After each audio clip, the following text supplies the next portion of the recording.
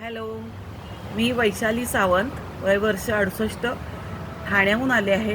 निसर्गोपचार केंद्रामध्ये यायचं कारण म्हणजे माझी कंबर आणि डावा पाय एका बाजूनी पूर्ण दुखत होता आणि चालताना फार मला त्रास व्हायचा, दुःख व्हायचं आणि टेकवून नीट चालायला मिळत नव्हतं. आणि मी ऑर्थोपेडिक सर्जनकडे गेले होते, पण गुडघ्यात काही गॅप नाही.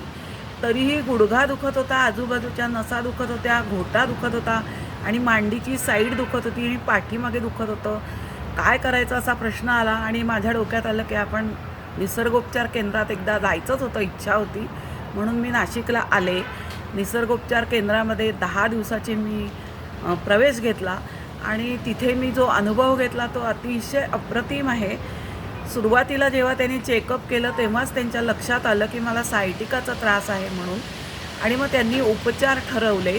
पहिलं तेलाची बस्ती सुरू केली, त्याच्यानंतर हळूहळू मसाज सुरू केले आणि त्याच्यानंतर त्यांनी मला चौथ्या दिवशी ट्रॅक्शन लावला. आणि मी खरं सांगते की 3ऱ्या-4थ्या दिवशी मी अगदी पाय व्यवस्थित ठेवून चालायला लागले. त्याच्यानंतर इथे आहार विहाराची सोय जी आहे ती इतकी सुंदर आहे. त्यांनी जो निसर्ग आहार ठरवला आमच्यासाठी, तो निसर्ग आहार आपण जे रोज खातो त्यातलेच पदार्थ निवडक होते, पण ते कधी आणि कसे खायचे ते आपल्याला एरवी कळत नाही. आणि ते त्यामुळे त्यांनी जे प्रमाण ठरवलं होतं, ज्या वेळा ठरवल्या होत्या आणि जे पदार्थ जसे द्यायचे तसे ठरवले होते, ते इतकी उत्कृष्ट योजना होती आणि त्यांचं प्लॅनिंग इतकं छान होतं. भोजन कक्ष छान, त्यांच्या तिथे 2-3 मुली त्यांच्या करणाऱ्या, सगळं देणाऱ्या, त्यासुद्धा इतकं व्यवस्थित मॅनेज करत होत्या की मला त्यांचं खूप कौतुक वाटलं. म्हणजे 100% मार्क भोजन कक्षाला देऊ की मला स्वतःला देऊ, कारण मी फार बरी झाली आहे असा मला प्रश्न पडला.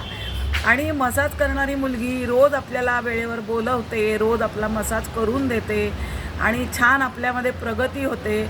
आणि त्याच्यानंतर योगाभ्यास शिकवतात, जे योगासनं करून घेतात, प्राणायाम करून घेतात, ओंकार करून घेतात. तो सुद्धा अनुभव अतिशय अप्रतिम आहे.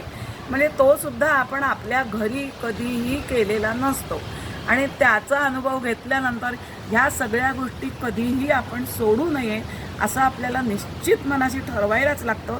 आणि इथून पुढे आपल्याबरोबर ही सगळी आसनं, हा आहार विहार असणारच आहे. तर आपण जास्तीत जास्त दीर्घायुषी होऊ हे मला नक्की समजलं आहे. मला अतिशय आनंद झालेला आहे. हे आरोग्यधाम खूप सुंदर आहे. थँक्यू.